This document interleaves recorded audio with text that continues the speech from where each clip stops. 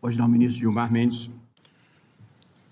Peço a palavra para também fazer algumas considerações.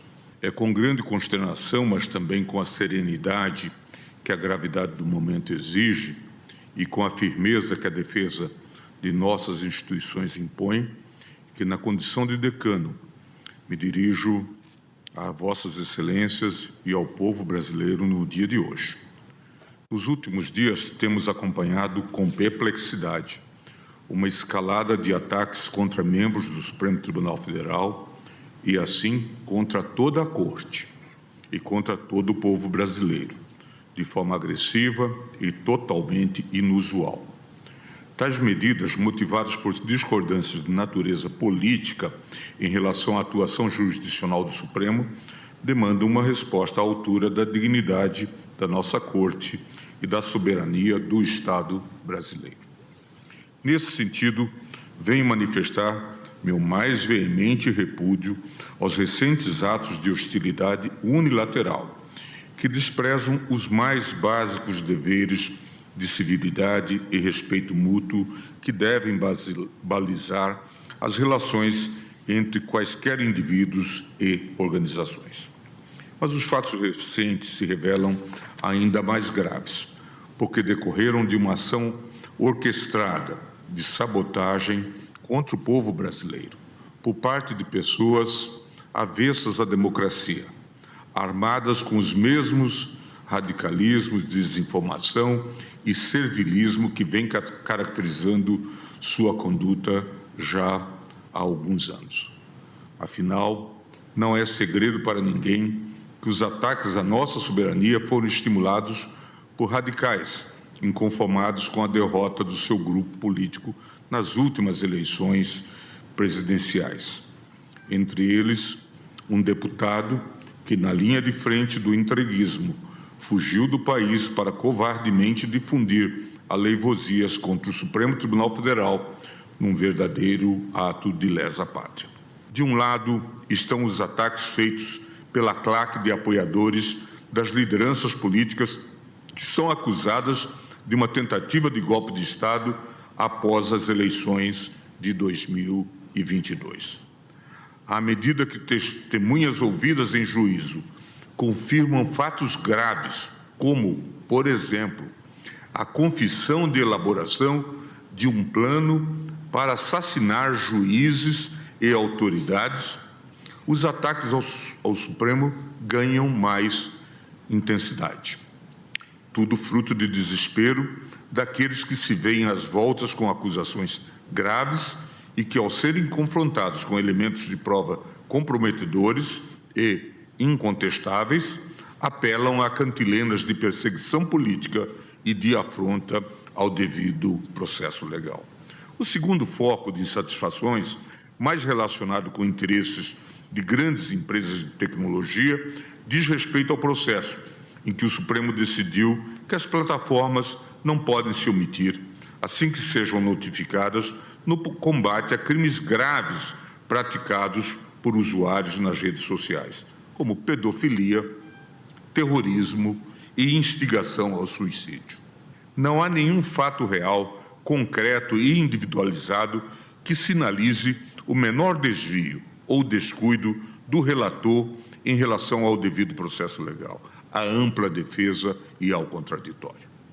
Ao votar pelo recebimento da denúncia do núcleo crucial da suposta trama golpista, o relator apontou que a defesa dos réus teve acesso à íntegra dos autos e a todas as provas que embasaram a denúncia.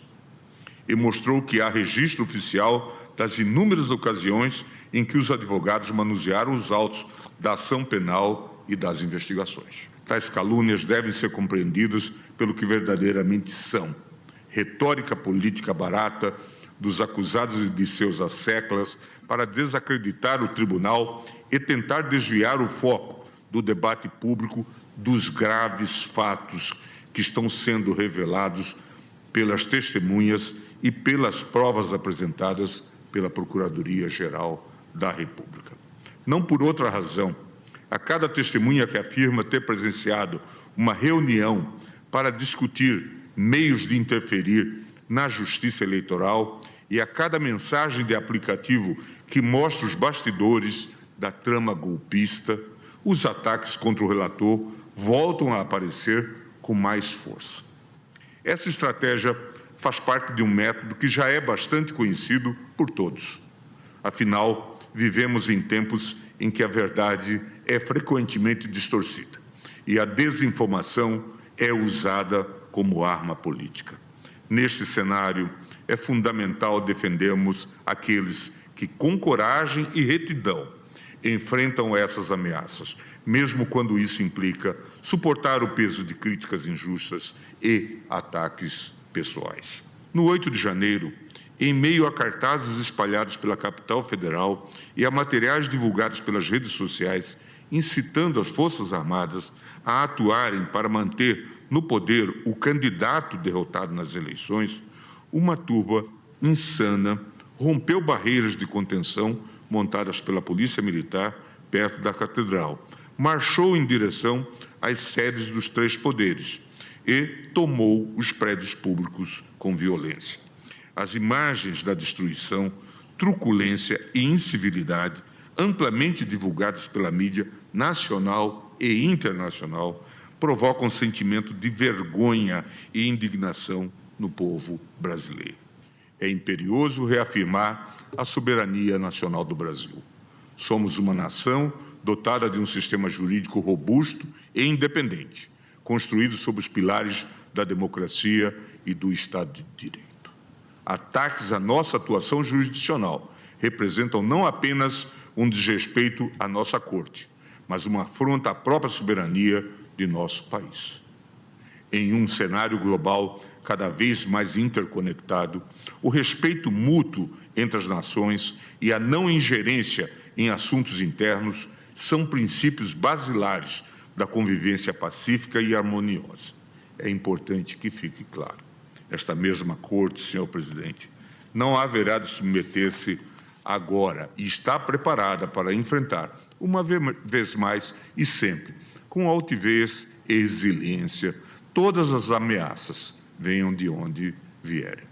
Por fim, gostaria de encerrar esta minha fala solidarizando-me com o ministro Alexandre, que há muito tempo tem sido vítima de injustas agressões e tentativas de intimidação em série. Já me pronunciei neste sentido e agora reafirmo. Vossa Excelência, ministro Alexandre, tem prestado um serviço fundamental ao Estado brasileiro, demonstrando prudência e assertividade na condução dos procedimentos instaurados para a defesa da democracia. Aos propagadores da instabilidade e do caos, irresponsáveis e pusilânimes que se auto-intitulam patriotas, mas que trabalham abertamente contra os interesses do seu próprio país, não tenham dúvida de que seus atos criminosos, praticados contra autoridades constituídas e contra o povo brasileiro, receberão uma resposta à altura por parte do Estado brasileiro. Que ninguém duvide da imparcialidade e da legitimidade da atuação do Supremo Tribunal Federal e que ninguém ouse desrespeitar a soberania do Brasil. A democracia e as instituições brasileiras são fortes e resilientes.